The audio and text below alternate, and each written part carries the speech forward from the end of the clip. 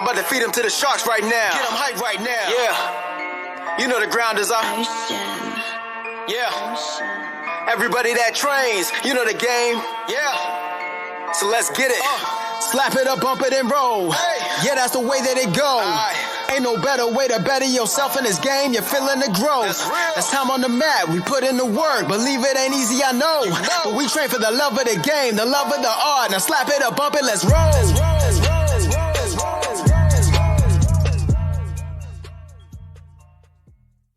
Welcome to this episode of the BJJ Campaign Podcast. My name is Jeff Boone. I'm an A3 blue belt, 4 stripes. Phil Coors, A2 purple belt. Wes Long, A3 white belt, 2 stripes. A2, A3, maybe 1. Where are we this week, Phil? Origin camp. And what are we doing? Jiu-jitsu. And how often are we doing it? As much as possible. 3 times a day? Best week of the year. If you're lazy. That's true. That's true. How much is Orlando doing it? Orlando is doing it for probably 10 hours a day. At least. Yeah. That is wild. You should feel terrible. I would cramp everywhere and be sore everywhere if I were doing that as much as him. You've already been cramping. I have been cramping. In the lake. Thought I was going to drown. Yeah. Thank God I had the life vest diaper on. Mm-hmm. Lifesaver. It's your favorite technique of the week is the life vest diaper, right? Yeah, 100%. Yep. Saved my life. Yeah. So we're up here in beautiful Maine. It's the 10th anniversary of the Origin Immersion Jiu-Jitsu Camp. And Phil, when was our first year that we came? 2018. 2018 indeed. And every year since except for COVID year. Yeah. Yeah. Beautiful campus of Mount Laurel here in Mount Vernon, Maine. Camp I feel like Laurel. everybody knows what Origin Camp is. Do they? Yeah. Have we talked about it before here? I think so. That's weird. I feel like everybody knows what it is. Yeah? Yeah. Wes, what's been your favorite part about Origin Immersion Camp? The immersion part. Yeah. I mean, not just saying this to you guys because you're sitting here, but being in the cabin with experienced guys that are willing to show you. Sounds weird when you say it that way. Yeah, well, you guys are experienced. I think. You know, in our I feel like when you started it with the being in the cabin part is what made it weird. Yeah, made it weird. No. I can be weird, you know that, and awkward. But we got 3 purple belts, a blue, a black belt, a white belt, and then we got a guy, I don't know what belt he is because he's never put on a gi. Mr. No Gi Man. But yeah, a lot of knowledge. Even when I'm sleeping, I'm gaining knowledge. Yeah. Yeah. If we're It's not the best way sweating. to learn a new language. Immersion. Yeah, see? I think they figured it out. Jiu-Jitsu is like a language. Which one? Any new one. All right. Phil, what's been your favorite part? I feel like I should have prepared for that question. Yeah. Yeah. You really should have. Yeah, we go over this every year. I've had several. I loved Master You can't Ken. have several. So Master Ken was freaking hilarious, and how Jocko played so straight whenever he came in was also hilarious. Mm-hmm. It's true. And he did, what did he do? Like 15 minutes maybe of that? Absolutely hilarious. Yeah, it'll probably be on YouTube. Super nice guy too. Yeah. Do you think it's on YouTube? Probably. Oh, that'd be cool. I don't know if if it like an was. official one is yet. That would be super cool if it was. Somebody says. Yeah, I'm sure. I'm sure of that. Otherwise, you're breaking news. I don't think we're going to be breaking news. So that, and just like the camaraderie of seeing, it's been now 4 years since this is our 2018, 2019, this is our 3rd time coming. 3rd camp, yeah. Yeah. Year. But just seeing the same guys over and over, and picking up right where we left off from the previous years. Yeah, what's up, Jerry? Yeah. Jerry, where are you? Texas Dave. boys didn't show up this year. Dave didn't show up. Dave, Jeff, Crazy Jeff. The other Crazy Jeff, because you're kind of crazy, Right, Jeff. Right, Yeah. right. Okay, so yeah, I'm going to go with that. So you? Now that you have time to think about what your favorite parts are so I far? got so distracted with just making fun of what you were going to say that I didn't think about anything. Well, you got to figure this shit out, Phil. My favorite part's always the same answer. It's all my favorite. No, it's not. Yeah. That can't be there. That's a cop-out. It's not a cop-out. It's a cop-out. It's the truth. It's a cop-out. It's all the free Jocko Dojo. So on the first day, they did the introduction one where you stand up to break the guard, and he covered again probably for the... He probably just found this out last week or something. Yeah. But you pinch your knees a little bit, you know? That And was a then- fantastic Yeah, detail. I like that one. Stand up, break the guard. That was a great detail. That might be my favorite from the first class. Yeah. Can I tell you my favorite? Yeah. Grabbing the back of the lapel and pulling him closer to you with side control. That was a new one for us too, West. That was Yeah, a it's a little bit Game different changer. grip. Game changer right there. Jeff, go ahead and walk us through that. Left, right. You know I don't walk people through Specifically. anything because everybody makes fun of me when I do. But hold on, I will. So you're in regular side control position, regular side control on the person. Left to right. You're on the left. They're on the right. You're on their right side. They're facing north. He's west. Exactly. West is over there. And so you have your arm under. The detail that we usually utilize and was taught to us was put your middle finger in the armpit of the opposite arm, pull them into you to put the pressure, that squash on them. Is that more from you learned that wrestling, you think, like a while back, or more jiu-jitsu specific? No, that's what John teaches. Mm-hmm. Whenever we're doing side control and pressure, he teaches that middle finger in the armpit, I think. Middle finger in the armpit and pull them toward you, right? But this little variation was from, was it Dedeco or was it Jocko? It was Jocko. It was Jocko. Okay. It was from Jocko. And instead of going under the armpit, he was putting the hand in the lapel. Which hand? And straightening it in their left lapel if you were on their right side. And Dude, who would say left lapel? I said which hand? left hand, top hand, Top hand. There you go. top hand. So your top hand. West would use his north hand. That's correct. That's correct. This is. I found what I'm going to do. And all you know what? podcast. Now that I'm thinking about this, I have seen a video that's similar to this, but it's not this.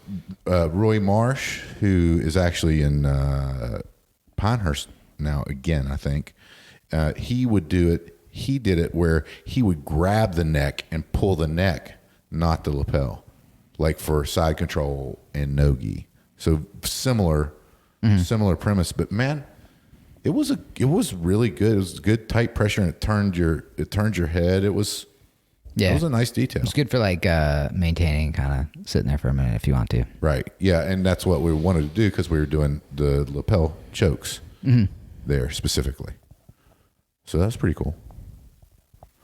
I feel like I should just go over all of the techniques right now. Yeah, it's just start to finish. We'll I just feel cover like the first 4 days everybody's worth gonna of stuff. love that Yeah. if I do that.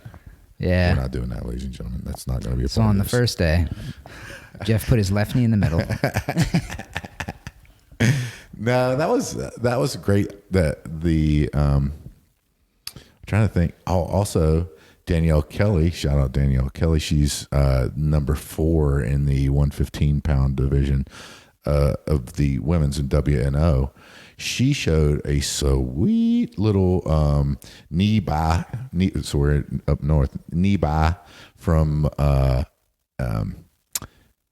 X guard, right? We were in it.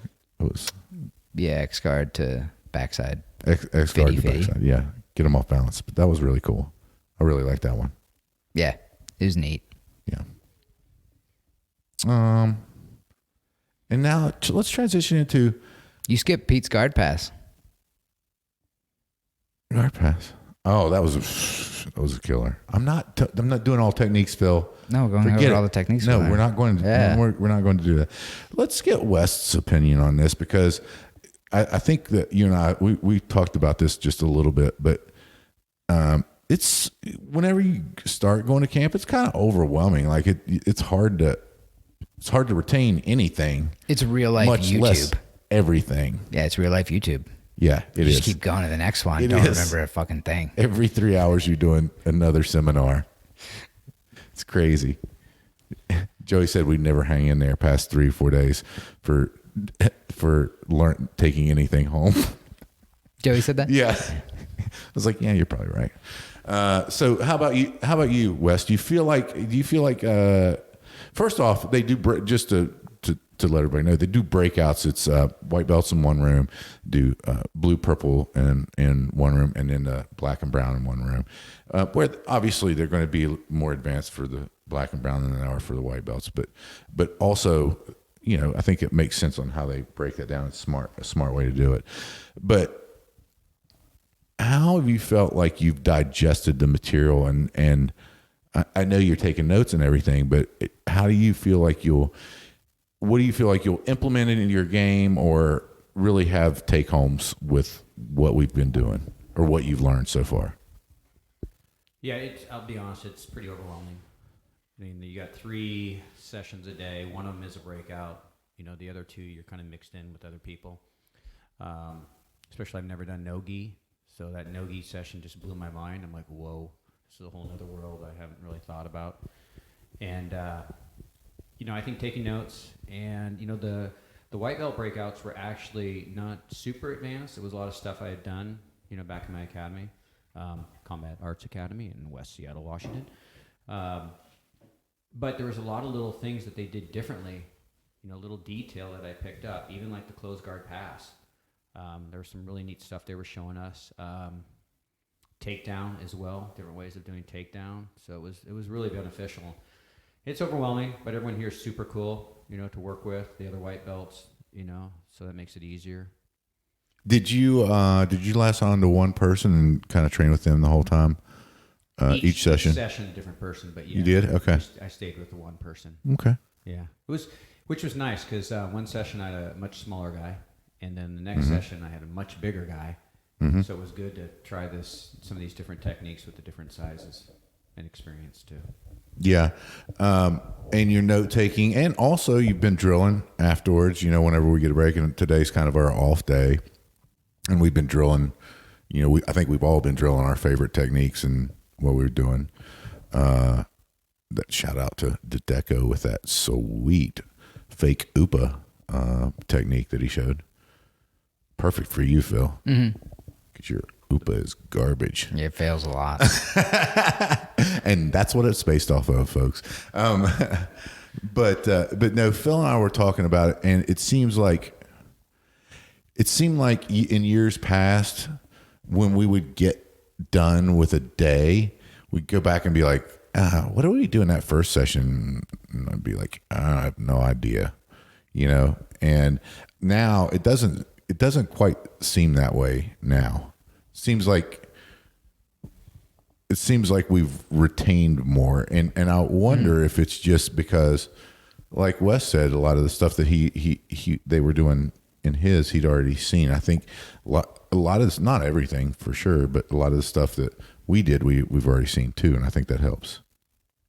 Yeah, I can pretty much remember everything we've gone over, which in the years past, there's no shot. Yeah. So this has been helpful. I'm only taking notes on the things that I want to, in an effort to kind of filter for myself. And I've only taken like 2 videos so far, because I have all of the videos from the other 2 times, and I've never really watched them. Like maybe once or twice over the course of like 2 years have I gone back to like rewatch something when I kind of come around to actually working on that thing in class or something. So this time, and I told you, I was like, I want to see if I pay more attention like while they're actually teaching, because like if you got to run over and grab the camera and then like make sure I'm recording it and all the other stuff, I feel like I'm not paying attention as well, because you can't. And then if I kind of pick and choose what I want to work on and try to remember, I think it'll be easier. So I'm not taking notes on everything, but I do feel like I remember most of it. Yeah, no, me too. And I think you're spot on the filming everything. I think it's a distraction, like because you're watching the phone while you're filming. You're not really watching them or listening to them as well as you should be. And I have a couple I've filmed because it's like I watched them 4 or 5 times and we regrouped and I was like, I like that. Let's get this. You know, I think that hopefully next year before camp, when we listen to this, we'll follow these instructions so that we don't waste our time with filming unless it's something extra special, like Master Ken, which I did film. Revisit that. That's so fun. I want a copy of that one. Yeah, no worries. I'll send that to you. I'll airdrop that to you. It was cool. Last night we had the bonfire. There was s'mores and everything out by the bonfire, and met these two great dudes from Chattanooga. I was going to say Knoxville. I don't know why I want to say Knoxville. Won't divulge their names. But we hung around the campfire and hung out, talked to them for a while, and they were awesome. And they were like, we're the worst purple belts here. And it was kind of funny to hear, it was kind of funny to hear, but it was really cool that they were like self-aware that was, and I don't know if it's the case or not. I haven't rolled with either of them. So I have no idea. But I didn't even hear him say that. You didn't hear them say that? No, I was gone for that part. I met him for a few minutes. I go to bed at a responsible time. Yeah, that's true. I mean, it was our day off today. So what's the matter if you stay up a little, past midnight a little bit? Yeah, a little bit. But whenever they said that, it was just super real. And then we started having a conversation about it, and they talked about it, and they've trained for a good while, and they've trained a good bit and everything. Mm-hmm. And like, to me, that's always funny, because most of the time it's the other way around. Everybody feels like they should. And these guys both said, they told their professor, they're like, we don't want to be promoted. Man, well, no, Boomer said it a long time ago. I think he said on the podcast, nobody thinks they're any good at jiu-jitsu. Yeah. The more you know, the more you realize you don't know. Yeah. Yeah. But man, I'd put it the exact way if somebody feels the other way, which is feels like they should be promoted. Well, it's not your choice. Right? I mean, their professor saw something in them to promote them, right? Mm-hmm. That it would unlock some sort of potential within them that they hadn't been able to previously harness. That's why I think that whenever, even if it's said early or something like that, I don't believe in early or late. I think it is when it is. But I think that they've been with their same professor the whole time. I think that that he knows what's going to get them to make their jiu-jitsu better. And I thought that was really enlightening. I really like those guys for like sharing that, because that's a hard thing to share, man. I disagree with you for one reason. What? I think last night, after going through the Master Ken seminar, I deserve a stripe. For sure. I've learned some really good self-defense techniques against a gun. Yeah. And a dildo. Can I say that? Yeah, of course you can. Say whatever you want. Nobody listens to this. Except Karen Keegan. Uh-oh. Shout out to Karen. Favorite person. Uh-huh. And but I think there's a lot of people that feel that way, but man, I think you just got to trust in the process and don't worry about it, because who cares? Yeah. Okay. Yeah, it doesn't seem very controversial. I feel like most people feel like they suck. Yeah, it's probably true. If they're realistic about like everything. Right. Yeah. It's just so much shit that you can't be good at. It's too much. Right. Of course. Like that goes all the way back to like, unless they only do one thing and they have success with that one thing. But if you're like trying to broaden everything all the time, there's no way you can feel good. That could be the most harmful thing, is if you have success at one thing. Like, I don't think it can happen though. I mean, can it? I guess it can. I guess it probably can. I would imagine, if that's your goal, is to win and you get good at something, and then you can just kind of focus on sharpening that, only getting to that spot versus trying to, be as well-rounded as possible. Mm-hmm. Because trying to be as well-rounded as possible takes a long time. Yeah. Yeah. Wes, did you have any goals whenever you came into camp? Did you have anything that you were like, all right, I really want to explore, whether it's technique or whether it was it was like work different things when you're rolling, or try to roll differently or anything like that? Did you have any goals that you'd set? I'd say my only goals were around trying to pick up one or two good techniques per position and really work on them.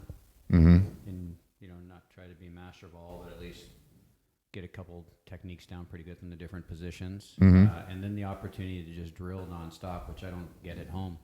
Sure. Literally, I go up and drill anytime if I want to, go up on the mats, and someone's going to get down and work with me. So Yeah. No, that's good. Did you have a goal, Phil, whenever you came for camp this year? Because I don't think I did.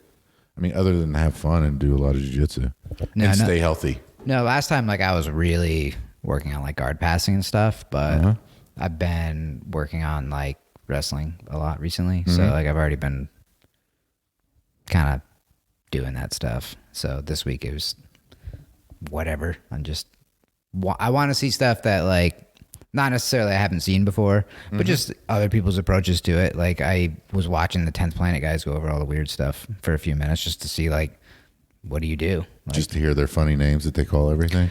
I mean, the names are weird. Yeah. But I like that they have names. I totally agree, man. Because there's a lot of the weird transition kind of things where even if I'm just talking to you about it, I got to listen to you do this left hand, right hand, and that's worse than calling it taco burrito or something. You know what I mean? I do like that they have names. I wish there was something that could get done about that. But I totally agree with you, man. I mean, I totally agree with you. I mean, there's a lot of people that hate that too, that they've named things and stuff like that. But I'm not one of those people. I appreciate it. Yeah, so I was watching there because one of the there's 2 brown belts there from one of their schools, and they just went through a series from their lockdown thing, which the Butcher is it's not I don't like to do it, but I've been caught in the lockdown. I've been hit that they was hit with the electric chair sweep. So let's see how they teach that, because I don't want to be stuck in that forever, So you see their approach to it. But just see all the different stuff, weird stuff that people do, and see if I like any of it. Yeah.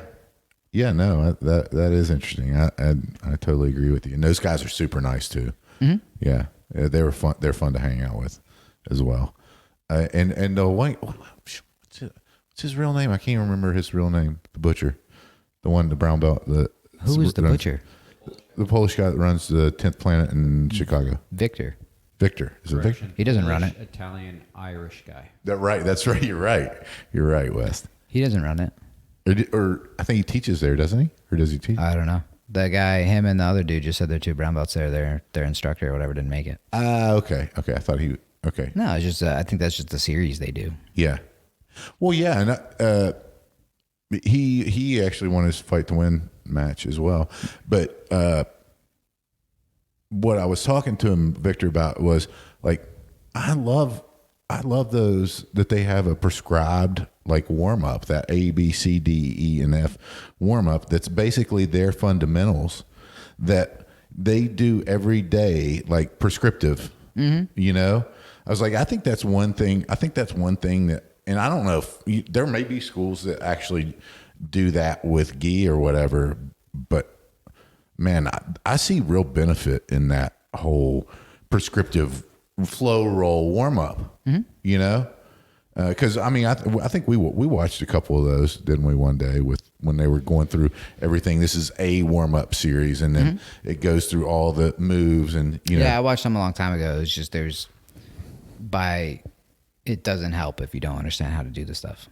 Well, yeah, I mean that was a long time ago, but I feel like if we watch them now, I feel like you probably know a lot more of what was going on. But I think that's a valuable part of what Eddie Bravo's system is with 10th Planet. I think it's a really smart thing to do. No, I think the flow roll drilling style thing is, we kind of do that with things we're working on all the time. Just no resistance really, or super, super minimal resistance all the time, and building it up and just getting experience. It's just drilling. Yeah, for sure. No, for sure it is. And I'll say that too about camp this year. There's a really chill, mellow vibe that it's been like I've had the best rolls in the world here. I mean, like, Jack is the only one trying to rip my head off. Yeah, well, that's Jack, and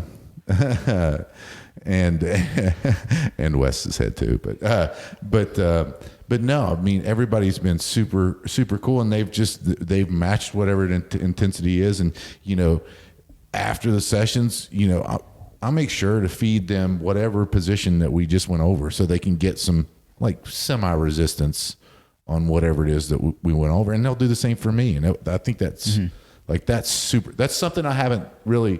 I mean, sometimes you do it in class, right? You always try to incorporate the move that you learn that day, especially if it's an advanced. Whenever you're rolling and do that, I think that's always a smart way to do it. But it's not always that you can do that because people are looking out for it. Whereas here, it's like, okay, let's feed that position so you can kind of get a little bit more experience in what you're doing with it.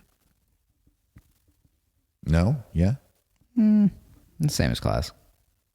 Yeah. Well, yeah. I mean, it should be, right? I mean, I think it should be. So, No, I think it's good. I think it's a really good idea. And I think you should take advantage of it if you can. I mean, if you don't do it, you're gonna forget it. Yeah, of course you So are. that's what. And you could say successfully do it. And that just means that they fed you that position and allowed you to successfully do it, which is a good positive reinforcement and kind of helps with you trying it again another time. What do you think, West? Yeah, I agree. If upper belts didn't let me get into that position to do the technique, I mean, even like when I roll with upper belts and like quote they tap, I know that the only reason I got to that position is because they fed it to me and they let me. They never would have let me get to that position to begin with. A good upper belt. So it's really helpful when they do allow me to do it and get the reps in. Versus I think when I first started, especially drilling with white belts, we're constantly trying to stop each other versus Death match. Death match. Well, I have seen some white belt death matches out there. I will say that, which is always entertaining.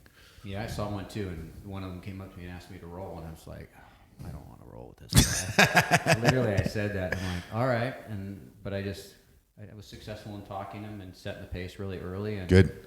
And then I not that I'm a coach, but I coached him on a couple of things, and I think that set the tone for the whole. I think we rolled 10 minutes, and it was enjoyable. And it was fun.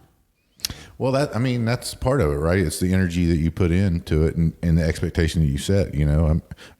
I tell everybody I roll with. I'm old and I roll slow. I'm not here to, I whatever you want to work on, I'll work on it. I'll get in those positions because I probably need to defend whatever that position is anyway. So, consequently, how many taps does it take to get your black belt? What? How many taps does it take to get your black belt? I don't know. A Brazilian. Oh, yeah, you're right. I've seen that. I was going to say, I thought that was a joke. That's the meme. I love that meme. It's a great dad jiu-jitsu joke. Yeah, I wasn't sure where you were going with that one, but I have heard. You've seen it, right? I've seen it. Now I think everybody's seen it. Yeah. It cracks me up every time I see it, though. I don't get it. I still don't get it. Can we start this over and retell that joke? Oh God, that's funny. No, but yeah. So first, let's see, Sunday, Monday, Tuesday. This is Wednesday, right? Halfway through. Oh man, that's a bummer. Last half. It's gone by really fast. Really fast. Yeah. Right, and man, other than having to stand up at because I just stopped sitting down during Pillow's the session. killing my neck. I Phil's got neck having a rough soreness time from a with the pillow. sleep. Yeah, he's got post-traumatic stress disorder from that. But other than that, man, my back's been a little bit sore, almost dying with a spasm in the lake earlier. Everything else has been pretty good. Yeah. I'm just taking it easy even every time I roll. I'm just not interested in going super hard. I've felt great for every class. Might be why I can remember more of the techniques. But I will say I remember like the first year going and then like 4 months later being in class, seeing them teach something, be like, oh yeah, I remember that now. Like you know what I mean? Like you never remember, you'd be like, oh, I saw that at Origin, So that was a cool thing about the first like year because you kind of start to remember things as you see them later. I think I'm probably going to remember at the top of my mind, top of my head, 4 things. Yes, that's pretty good, man. If I can remember those 4 things, I'm going to come out of this and go, that was great. And I learned a lot here, and it's all going to come back to me, in a later class, or just, how to roll better and how to be a better teammate, all that stuff, and good time in the cabin, right? But I think I'm probably, realistically, probably going to get like 4 things, 4 or 5 really important things, hopefully. Yeah. That I can grow off of. And then I've got some notes, of course, which I'll, probably pick a couple things and dive deeper into it, and at open mats kind of play around with it and practice some more. And then just positional awareness that you're spending more time in these positions and seeing like, oh, okay, I get that now about this position, so that's always helpful, just time on the mat. I'm excited to try no-gi too when I get back home now. Yeah. Kind of blew my mind a little Phil's bit. a no-gi guy, you know that? Mm-hmm. Who? Phil's a no-gi guy, specialist. It's my favorite. Yeah, he pretty much treated me as a specialist, or not. You were the specialist on me earlier today. I remember coming back and going to an open mat. I think it was Marty or something, or Will. It was like, what'd you learn at the camp? And I was like, I don't remember a thing. So I can't show you one thing we did. I'd have to go look at a video or something. Like, they're like, yeah, they're idiots. It's fine. I'm going to Whatever. say that no matter what. Good. Excellent. Well, Phil, tell the folks, if they choose to do so, how they can support us. share the podcast. Yep. That's it. Share, like it. Give us a rating if you want, Leave a comment if you like it. Oh, I also got a new T-shirt while I was here. Yeah. BJJ campaign shirt. That's I had right. a rash guard, but now I have a T-shirt. That's right. Most comfortable rash guards in the world. I don't think we're going to have any after this. No, they're going like hot dogs. Not hot cakes, hot dogs. Hot dogs. Interesting. I like Yeah, I'm it. keto. And folks, if you're not out there doing something each and every day to make yourself better, get out there and do it. Phil, West, myself, we choose jiu-jitsu. We hope you do too.